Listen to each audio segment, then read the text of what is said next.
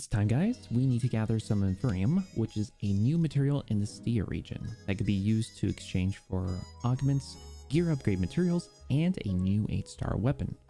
In this video, I'm going to be showing you all the ways to obtain Infernium and how to also farm it. Before we do get into the farming part, let me first show you how to obtain some Infernium before you start spending hours farming it. So you can find 10 Infernium by breaking a red chest on top of the helical line cocoon in Mediola Outer Area 1. Included with the Stia region, there are daily farmable treasures known as invisible chests.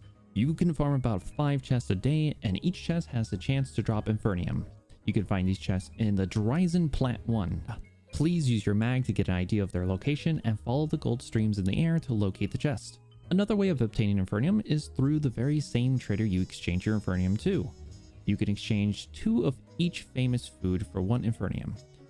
You can find these famous foods glowing with a gold aura in specific areas, such as the famous Stia Carambola. You can only find these during the day, and they're in the Stia outskirts. You'll find them on that little island with a lake in the middle with all the trees.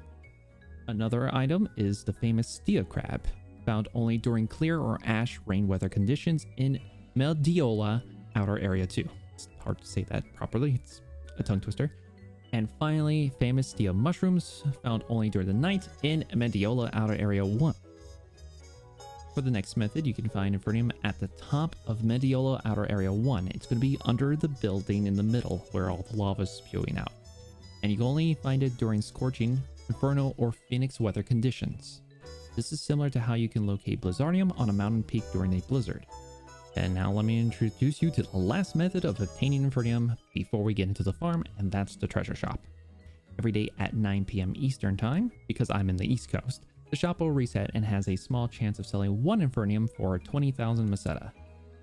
Now we can finally get into Gigantix. All Gigantix has a chance to drop Infernium, with a Storm Gigantix having a higher chance. You can also receive around 4 Infernium through the purple battle dia.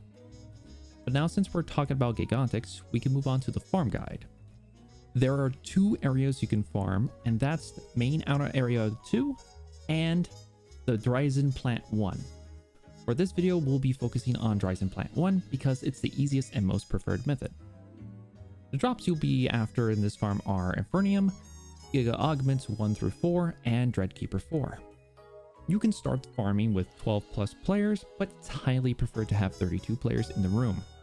Thanks to this farm being simple, all you really need to do is just stay together and move as a group, locating the Recon Gigantix. Thanks to the markers that show the Giga and Dread enemies, you won't have much trouble finding where the Recon Gigantix spawn. The Recon Gigantix will spawn randomly in 3 locations every 40 seconds, and if there are no others on the map.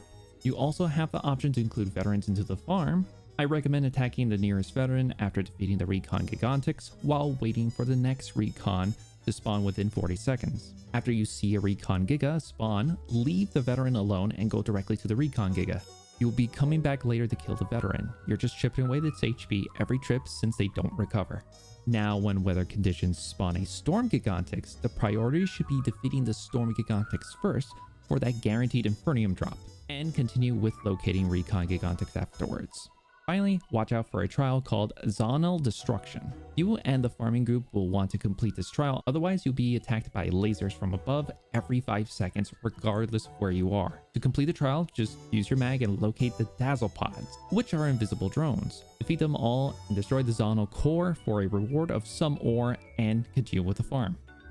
It's by far the best endgame content I've seen brought to New Genesis, and I hope to see more of or better implementations of these farms. Also, if you like this video, please give it a like and subscribe to my channel so I can produce more useful videos for PSO2 New Genesis.